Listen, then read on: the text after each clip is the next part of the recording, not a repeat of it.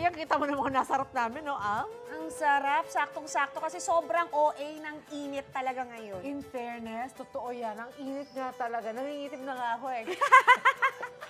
Nakakababad sa araw. OMG.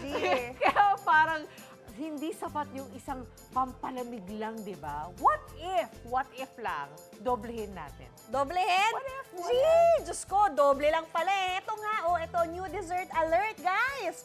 Cheesecake na ice cream pa. What? Yan, summer treat na sagot ang ating morning opa, Kaloy. Ayan na. Partner, mukhang nakarami ka na dyan na, pero sana ma-shoot mo, no? Hindi Oo. malaglag. Malambot pa to.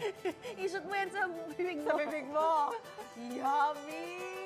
My Ay, masyado naman ako nadadjudge ng isa dyan. Ha? Agad-agad, kala mo naman nakarami agad ako. Yung tikim ko lang kanina sa live, no? Sa teaser, eto na nga, alam nyo, partner, Miss Lynn, parang ang daming dumadaan na food craving sa FYP ko. Merong something cold, something sweet, or cravings na something that will surely beat the heat. Well, eto na. Perfect itong na-discover namin sa Antipolo City, ice cream na cheesecake pa. At syempre, para turuan tayo kung paano gawin yan, itatawagin ko na agad ang may-ari nitong business, si Miss Jewel. Ayan, hello, good morning po. Hello po. Good morning, mga kapuso. Alright, diretso na tayo agad. Paano po ba ginagawa tong ice cream cheesecake? Let's go. Okay, so ang ingredients po natin for our cheesecake is the cream cheese, of course. And then we have the milk and then the cream. Naku, kaya naman pala ganun ka-creamy So, na tikman ko kanina. Diretso agad po tayo. Ano po yung Okay, first so meron tayong, beforehand, nag-prepare na po tayo ng crust biscuits po dito. And then now, we're going to pour the Batter. mixture of the butter. Yes Oh, po. wow, amazing. Sige, Miss Jewel, question, bakit niyo po ba naisipan gawin itong ice cream cheesecake? Actually, during pandemic, yung husband po ng owner ng Robel's Kitchenette Yeah. is nag-crave.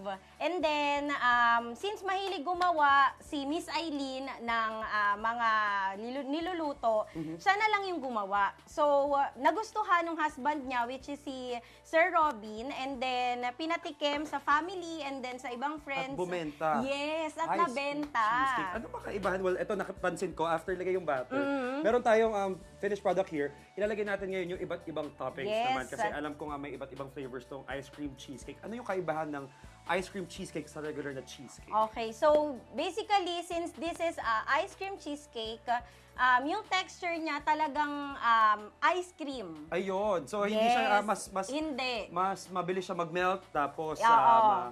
At the malamig. same time, malamig. Yun, Yes, kasi oo. madalas yung mga cheesecake natin laging bake, di ba? Right. So ito very unique since siya ay ice cream na. Alright. Okay, and so dalawa, no?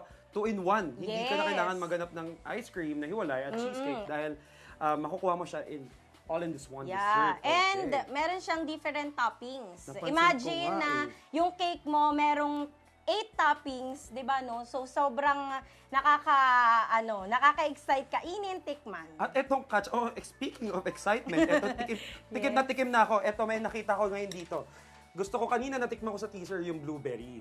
Dito naman tayo ngayon sa strawberry. Strawberry. Dahil may tayo sa ayun na nga, eto na nakikita ko na yung consistency. Yes. Miss Jewel, pero hindi ko nakukunin yung buong slice. Dito na lang natin sa plato. Alright. Go, try mo. Try mo So, yung habang strawberry. busy kayo dyan maglagay ng iba't ibang topics, titikman ko na agad itong strawberry flavor.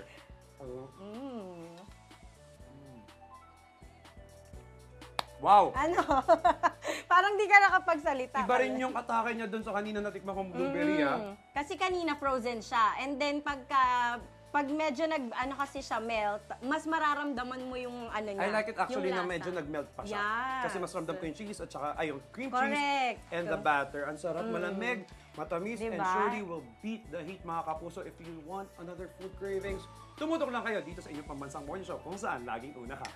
Unang Hirit! Alright, tuloy natin yan. Gusto ko matikman yung flavor. Go! Itong nilalagay ngayon is Oreo